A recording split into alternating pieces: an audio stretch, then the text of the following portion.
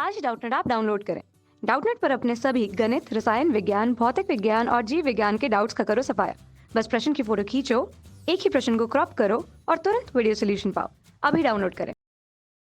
नमस्कार दोस्तों, हमसे पूछा गया है विद्युत चुम्बकीय स्पेक्ट्रम के किस भाग की वेदन क्षमता पेनिट्रेशन पावर सबसे अधिक होती है। तो दोस्तों, पेनिट्रेशन पावर सबसे ज़्यादा किसकी होगी? गामा किरण की।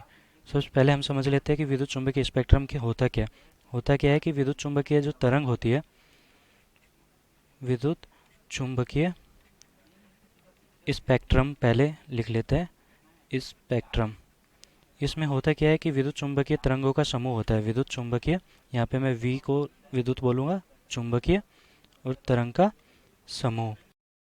अब विद्युत चुम्बकीय तरंगें कौन कौन सी होती है? जैसे कि हमारे पास गामा किरणें होगी, एक्स किरणें होगी, और भी है काफ़ी, जैसे कि दृश्य किरणें होगी, पैराबैंगनी किरणें होगी, पैराबैंगनी, ये सब अलग अलग आवृत्ति की किरणें होती है।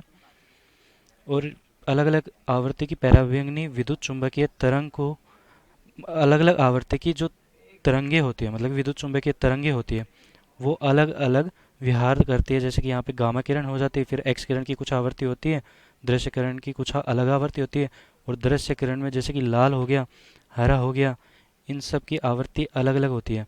तो दोस्तों, इन्हीं के आधार पर हम इनका वर्गीकरण करते हैं कि इनकी आवृत्ति सबकी अलग अलग होती है विद्युत चुम्बकीय तरंग की। तो दोस्तों, स्पेक्ट्रम को हमने समझ लिया कि स्पेक्ट्रम ये सब मिलके स्पेक्ट्रम बनाते हैं। तो दोस्तों, ये गामा किरणें, एक्स किरणें, पैराबैंगनी किरणें, दृश्य किरणें, ये सब की आवृत्ति अलग अलग होती है, और फिर तरंग दैर्घ्य अलग अलग होती है, और ये सब मिलके क्या बनाती है? स्पेक्ट्रम। स्पेक्ट्रम। तो दोस्तों, इनमें सबसे ज़्यादा जो पेनिट्रेशन पावर होती है, मतलब कि क्षमता होती है, वो होती है गामा किरण की। गामा किरण की ये आसानी से किसी को भी भेज सकती है। हमारी जो दृश्य किरणें होती है, जैसे कि दृश्य किरणें जिससे हम देखते हैं, प्रकाश होता है, वो 7 रंगों से मिलकर बना होता है। वो दृश्य किरणें होती है 7 रंगों से, उससे भी ज़्यादा इसकी पावर होती है गामा किरणों की। और यह क्या होती है? फोटोन के रूप में इसकी ऊर्जा होती है, जो कि बहुत ज़्यादा होती है। फोटोन की ऊर्जा जो कि बहुत ज़्यादा होती है। मैं यहाँ पे ज़्यादा ही लिख देता हूँ।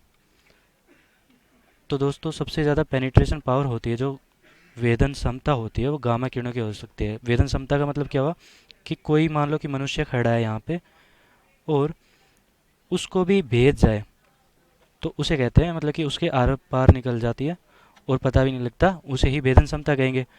और ये गामा किरणें होती है, ऐसे ही निकल जाती है। एक्स किरणें होती है, वो मनुष्य की मांसपेशियों से निकल सकती है एक्स किरणें, लेकिन उसकी हड्डियों से नहीं निकलती है बाहर, हड्डियों से बाहर नहीं निकलती है। इसीलिए एक्स किरणों का उपयोग हम हड्डियों, टूटी हुई हड्डियाँ, उनका पता लगाने में करते हैं, क्योंकि वो मांसपेशियों के अंदर तो जा सकती है, लेकिन हड्डियों के अंदर नहीं जा सकती। इसीलिए हमें पता लग जाता है कि एक्सरे होते हैं ना, हॉस्पिटल में, चिकित्सा के क्षेत्र में एक्स किरणों का उपयोग किया जाता है। गामा का यहाँ पे बता दिया मैंने कि वेदन सबसे ज़्यादा होती है, क्योंकि इसकी फोटोन की ऊर्जा सबसे ज़्यादा होती है, और ये बिना द्रव्यमान की होती है।